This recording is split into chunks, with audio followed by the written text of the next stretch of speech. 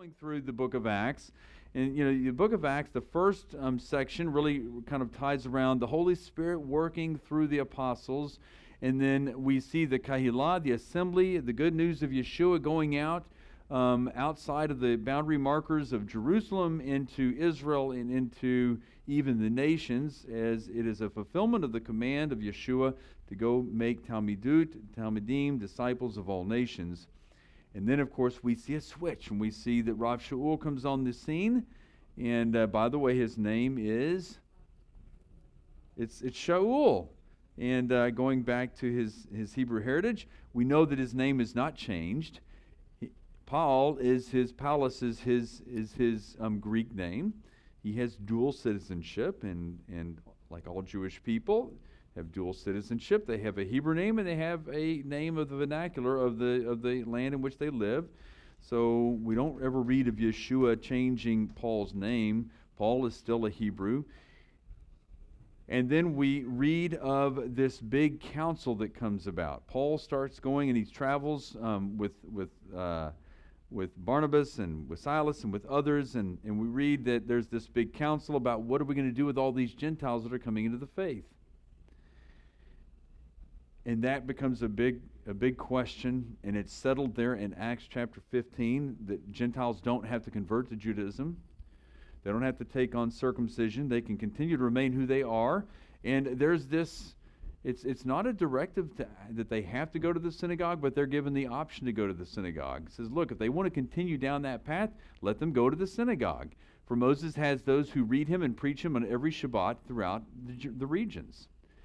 And sometimes we miss that in Messianic Judaism. We think, they got saved, they got past these certain things they were supposed to do, and then they have to be directed to the synagogue. And it's a volitional thing there. And I think that's important because that sets a precedent for Messianic Jewish practice, that Gentiles can, in fact, grow in their knowledge of Torah. They can go into the synagogue and take on Jewish custom and practice based upon their discipleship to Yeshua.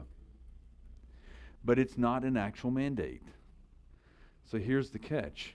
Is Messianic Judaism a mandate? I mean, is the church all wrong in... I think the church is missing out on some things, but is the church all wrong because it doesn't do Shabbat and celebrate the Moedim and some of those types of things? And I would say the answer to that is what we see in the book of Acts is no. Because the apostles remain silent on some of these things.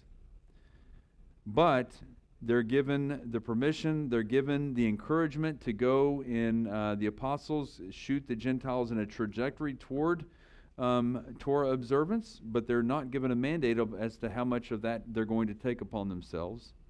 Yet we know that, according to James and others, that they are still walking out Jewish custom and practice. They're living their life as followers of Yeshua. They're practicing Judaism.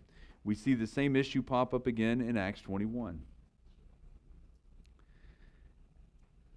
And what's one of the biggest challenges, particularly is you're relating to your Christian friends. That you tell them that you're practicing Messianic Judaism, and they say, well, why do you do that stuff?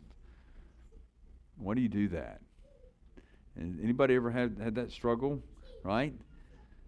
Is that a mandatory thing? Is it something that you have to do? Are you saying that I'm all wrong because I don't do these things? And I think that that's some of the... And what's oftentimes the appeal that is turned to? They look to the Apostle Paul's writings, right? And they'll quote that. And I think it's important that we look at Paul's testimony in the book of Acts, because here we see the historical narrative of what Paul actually practices and what he actually says about his life and his faith. And Paul goes on defense, because some of these same questions are popping up amongst his comrades, his brethren, the Jewish people, about who Paul is, about his character. Paul is under trial, and he's still under trial within the church today.